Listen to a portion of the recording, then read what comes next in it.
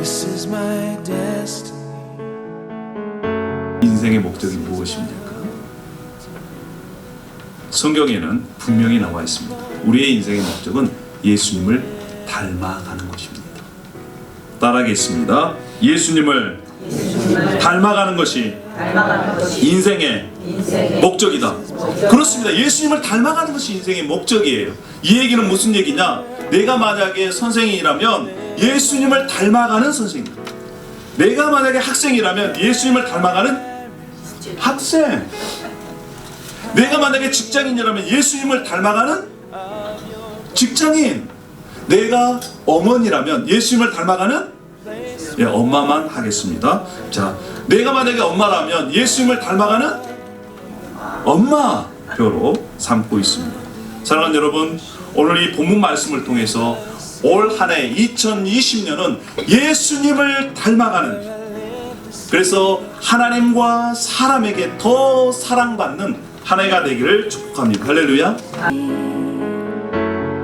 나의 영원한 소망 예수님의 영상을 담는 것.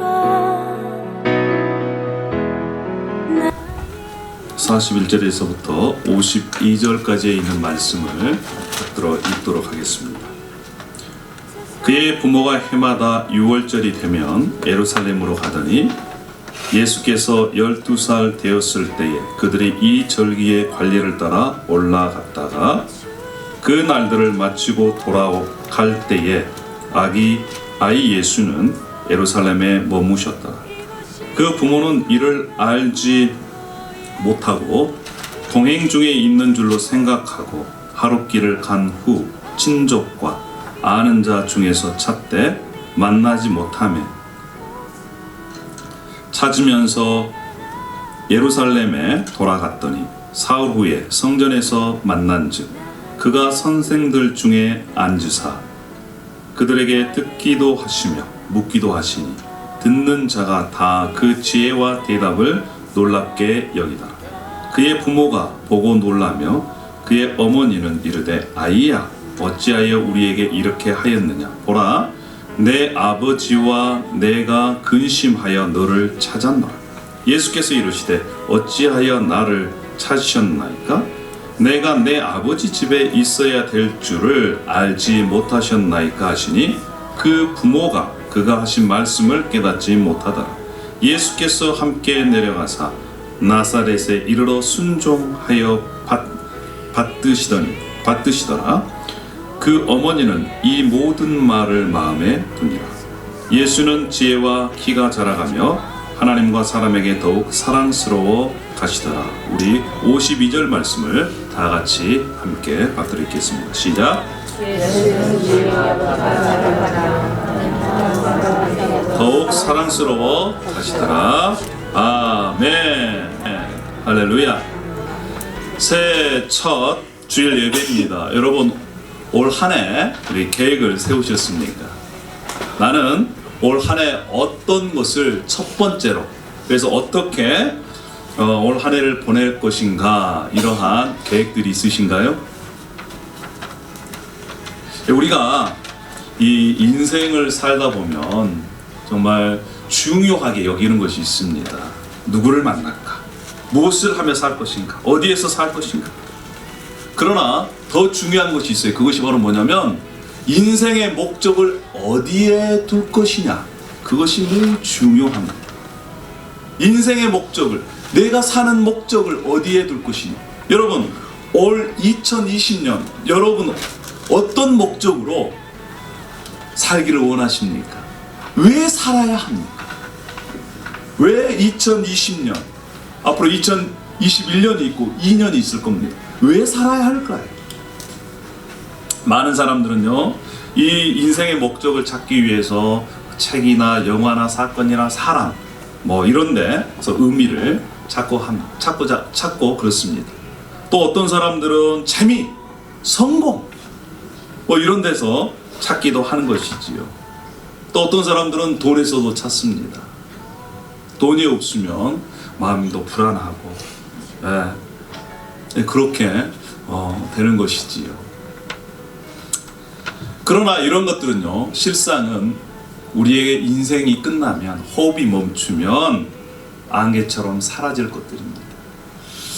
우리가 어디에서 진정한 우리의 인생의 목적을 찾아야 할까요? 인생의 목적을 제대로 찾아야지 우리가 제대로 살 수가 있습니다. 우리 인생의 목적의 원천은 어디입니까? 예, 바로 하나님입니다. 왜요? 하나님은 이 세상을 창조하셨습니다. 그리고 우리도 창조하셨습니다. 하나님의 계획을 가지시고 창조하셨습니다. 하나님은 누구보다 우리를 더 잘 알고 계십니다. 그래서 성경에는 이렇게 말씀합니다. 뭐라고 말씀하냐면 우리 에베소서 5장 1절 말씀을 한번 보겠습니다. 에베소서 5장 1절 다 함께 한번 읽어볼까요? 시작! 그러므로 사랑을 받는 자녀같이 너희는 하나님을 본받는 자가 그러므로 여러분 사랑을 받는 자녀답게 하나님을 본받는 사람이 되십시오. 하나님을 본받는 사람으로 살라는 것입니다. 여러분 그런데요, 하나님이 눈에 보입니까? 하나님을 눈에 본 분 계세요? 하나님은 눈에 볼 수가 없습니다. 그러면 우리가 어떻게 하나님을 본받는 그러한 삶을 살 수 있을까요? 하나님을 닮아가는 삶을 살 수 있을까요? 예수님께서 말씀하셨습니다. 나를 본 자는 누구를 봤다? 예, 하나님을. 나를 만난 자는 누구를 만난 것이다? 예, 하나님을 만난 것이다. 나를 믿는 자는 누구를 믿는 것이다? 하나님을 믿는 것이다. 그렇습니다. 우리에게 모델이 있어요. 모델이 누굽니까? 바로 예수 그리스도이십니다. 예수 그리스도. 예수 그리스도를 닮아가면 하나님을 닮아가는 자가 된다는 거예요. 그런데 오늘날 많은 그리스도인들이요, 시간이 지남 불구하고 인생의 변화가 없습니다. 삶의 변화가 없어요. 왜 그럴까요? 그 중요한 이유 중에 한 가지가 인생의 목적이 분명하지 않기 때문에 그렇습니다. 내가 무엇을 위해 살 것인가? 그런 인생의 목적이 분명하지 않기 때문에 인생의 변화가 없는 거예요. 또한 왜 인생이 변화가 없냐면요, 어느 분야에서 내가 어떻게 변화돼야 될 것인가, 이러한 이 계획이 없기 때문에 그렇습니다. 그러니까 교회만 잘 다니고 오래 다니면 착한 사람이 정말 하나님이 좋아하는 사람이다. 물론 그렇지만 실상은 더 큰 깊은 의미가 있는 것입니다. 여러분, 우리가 어떤 영역에서 더 성장해야 될까요? 성숙해야 될까요? 어떤 영역에서? 그것은 첫 번째는 하나님과 관계에서. 하나님과 관계에서요, 시간이 지나면 지날수록 친해져야 됩니다. 뿐만 아니라 여러분, 내 자신을 향해서도 여러분 더 친해져야 돼요. 내 자신. 그리고 내 자신뿐만 아니라 옆에 있는, 주위에 있는 사람들과도 관계가 더 좋아져야 됩니다. 세월이 지나면 지날수록. 옆에 한번 얼굴 한번 보세요. 더 관계가 좋아졌습니까? 아닙니까? 우리는요, 보면 볼수록 보고 싶은 사람들이 돼야 돼요. 할렐루야.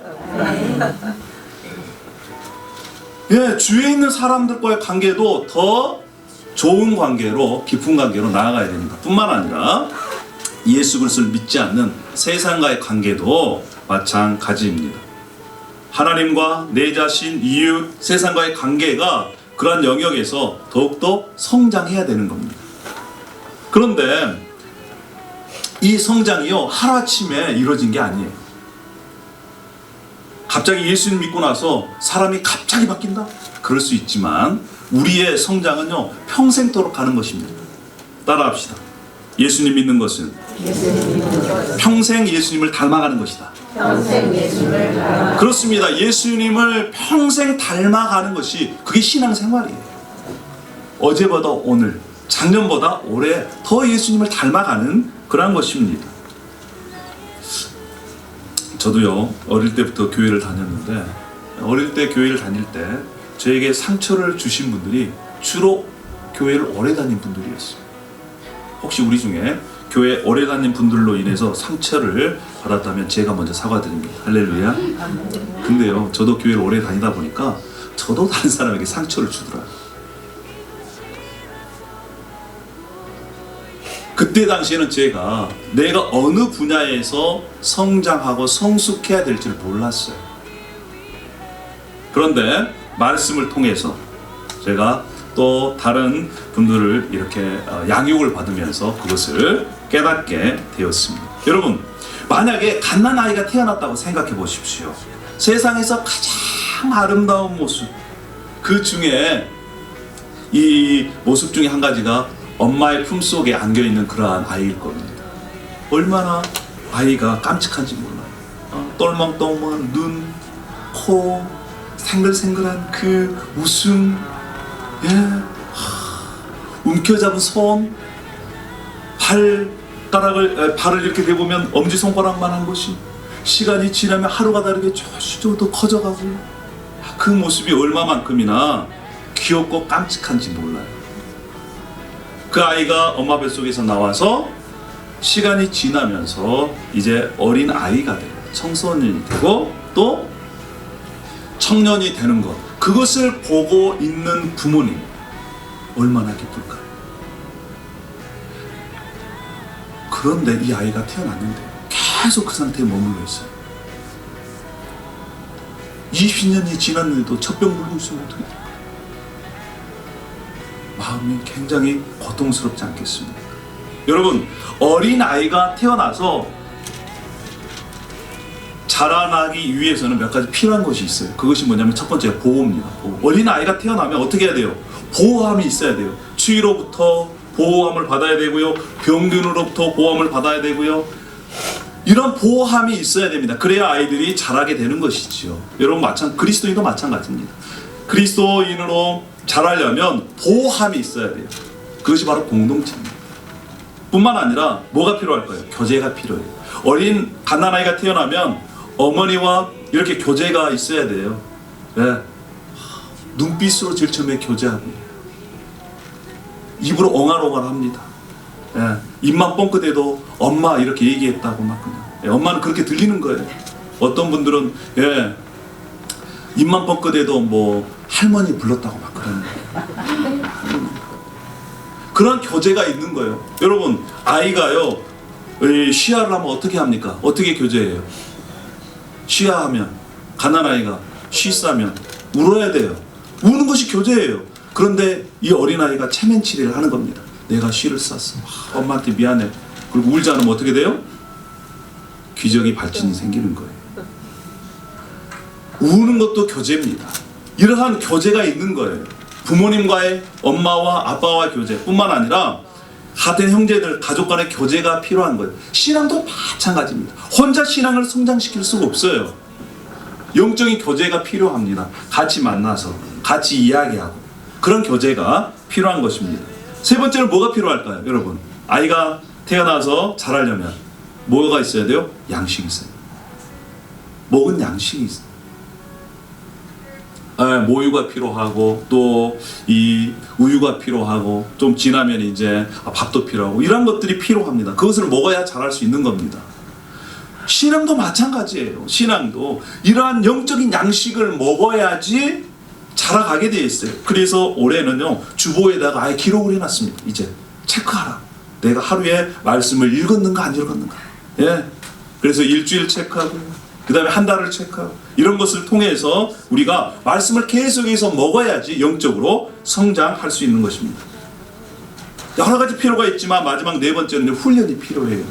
아이가 자라면서 부모에게 어떻게 대해야 되는지, 형제와 어떻게 대해야 되는지, 또 사회생활을 어떻게 해야 되는지, 교육을 받지를 못하면요, 아이가 어떤 아이가 됩니까? 예의가 없는 아이가 되는 거예요.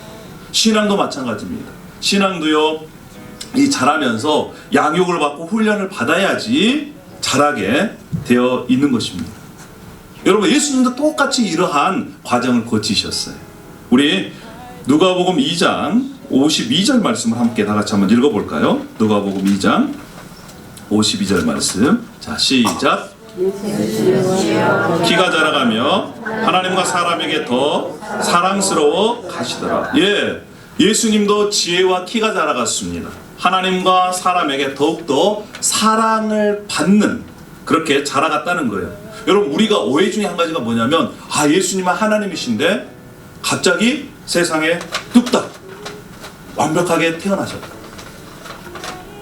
물론 하나님의 아들로 이 땅에 태어나셨지만 우리와 같은 똑같은 성장 과정을 거치셨습니다. 예수님도 배고프시면 먹으셨어요. 또 어릴 때는 보호받았습니다. 그리고 이 가족 간의 교제도 있었습니다. 또 훈련도 받으셨습니다. 예수님도 배우셨다는 거예요. 여러분, 예수님께서 메시아로서 이렇게 공생을 시작하실 때 나이가 30세쯤 됐다는 것이에요.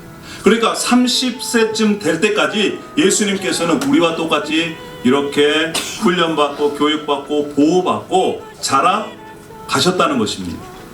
여러분, 우리가요 예수님을 볼 때 예수님께서 우리의 모델입니다. 그러면 예수님의 모습을 따라가면 우리도 예수님과 같이 이렇게 성장할 수 있다는 거예요. 사랑하는 우리들, 열정이 있었습니다.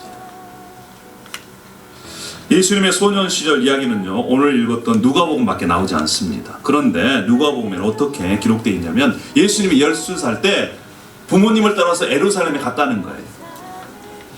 특별히 성인 유대인 남자들은 3대 절기를 꼭 이 예루살렘에서 지켜야 됩니다. 그런데 시간이 지나고 그리고 이제 나라가 멸망하고 포로로 돌아오고 나서 그것들이 이렇게 잘 지켜지지 않았어요. 그런데 경건한 유대인들은 1년에 한 번 유월절만큼은 예루살렘에 가서 지키려고 했습니다. 예수님도 12살 때 따라갔어요. 이 갈릴리 나사렛에서 예루살렘까지 한 100마일 정도 됩니다. 160에서 170km 정도, 이렇게 킬로미터 정도 되는 한 10일 정도 소요되는 곳이지. 자, 그곳에 가서 이제 유월절을 지켰습니다. 최소한 이틀 정도는 거기에서 머물러야 했습니다. 유월절 절기를 지키고 나서 이제 다시 고향으로 이 갈릴리 나사렛으로 돌아갈 때가 됐습니다.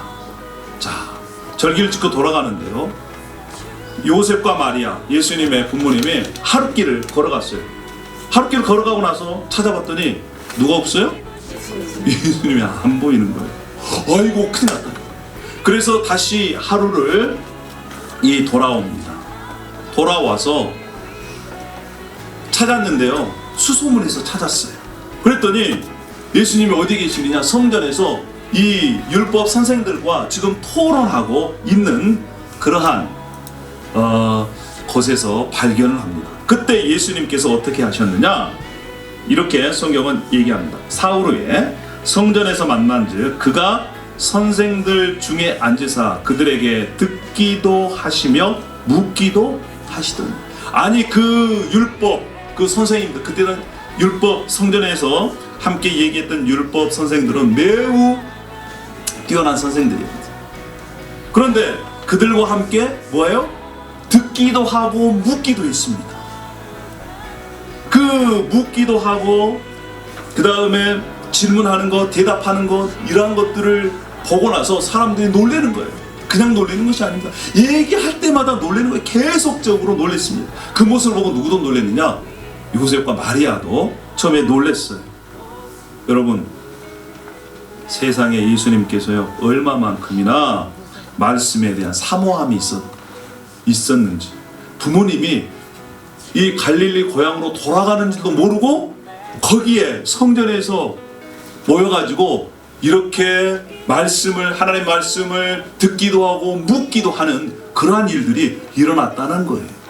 여러분, 그런데 어떤 사람이 잘 들을 수 있습니까? 그래도 말씀을 어느 정도 이렇게 알아야 들을 수 있어요. 질문은 어떻게 합니까? 질문도 알아야 질문을 할 수 있어요. 여러분, 동문서답이라는 그런 이 고사성을 아시나요? 동문서답? 네, 동문서답이 무슨 뜻이에요? 동문서답. 네. 동쪽의 문이 닫히니 서쪽이 답답하다.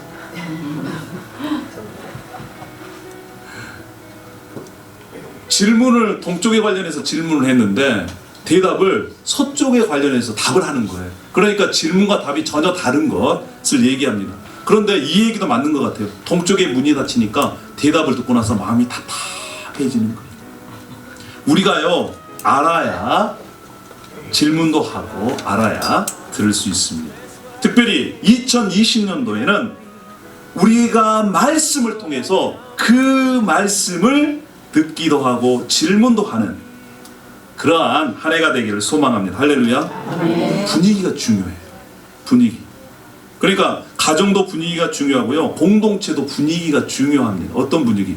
만나면 무슨 얘기를 하는가? 그런 분위기가 굉장히 중요해요. 여러분 2020년도 우리 링컨 비전 교회 분위기는 이런 분위기가 됐으면 좋겠어요. 우리 베드로전서 2장 1절 말씀입니다. 베드로전서 2장 1절 말씀. 우리 한번 1절 말씀 한번 읽겠습니다. 시작. 그러므로 모든 악독과 모든 기만과 외식과 시기와 모든 비방하는 말을 버리고 모이면 악독, 기만, 외식, 시기, 비방하는 말 이것들은 이제 버리고 이게 분위기입니다. 할렐루야. 분위기가 중요해요. 그러니까 만나면요 다른 사람에 대해서 비방하는 말 이것들을 버리고 어떻게 해야 됩니까? 자 2절 시작. 갓난 아기들 같이 순전하고 신령한 젖을 사모하라. 이는 그로 말미암아 너희로 구원에 이르도록 자라게 하려 그렇습니다. 아이들 같이 신령한 젖을 사모하라는 거예요. 아이들이 이 엄마의 젖을 먹을 때 우유병을 물 때 어떻습니까? 정말 온 힘을 다해서 아예 붙들고 우유를 먹는 거예요. 이것처럼 이제 다른 말들, 다른 사람에 관련된 말을 버리고 하나님의 말씀에 대해서 얘기했으면 좋겠어요. 할렐루야. 아멘. 너희가 주의 인자하심을 맛보았으면 그리하라. 여러분들이 하나님의 사랑을 경험했습니까? 그러면 이제 하나님의 말씀을 먹고 그 말씀을 먹는데 힘쓰는 말씀에 대한 열정이 있는 2020년이 되기를 소망합니다. 할렐루야. 아멘. 자, 우리 예수님께서 서기관들에게 얘기하는 거 보고 기여기고 놀랐습니다. 우리도 옆에 있는 분들을 그렇게 놀라게 해드렸으면 좋겠습니다. 자, 우리 옆에 있는 분들에게 인사하겠습니다. 올해는 제가 놀라게 해드리겠습니다. 올해는 제가 놀라게 해드리겠습니다. 여러분, 올해는 정말 옆에 있는 분들이 놀랄 정도로 말씀에 대한 열정과 사모함이 있었으면 좋겠어요. 할렐루야. 아멘. 정말입니까? 아멘. 감사합니다. 예수님 말씀을 배우는데 사모함이 있었고 열정이 있었어요. 이곳이 나 속한 곳도 예수 이끄소서. 주 얼굴 보기 위해 은밀한 곳으로 내가 나아갑니다. 나의 의지 나의 영원한 소망 예수님의 형상을 담는 것 나의 목적 나의